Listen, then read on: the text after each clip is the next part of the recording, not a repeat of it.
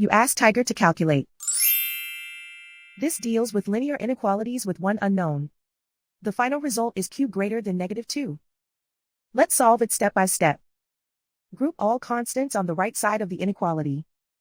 Add 10 to both sides.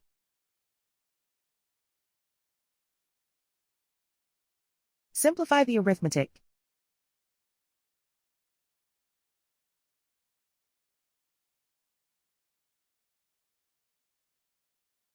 Isolate the q.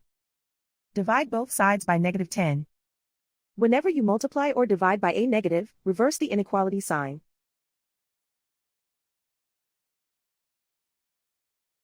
Cancel out the negatives.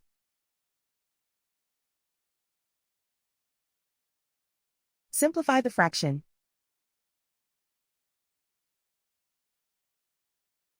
Move the negative sign from the denominator to the numerator.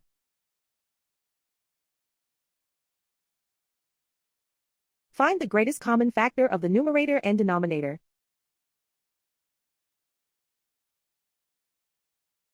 Factor out and cancel the greatest common factor.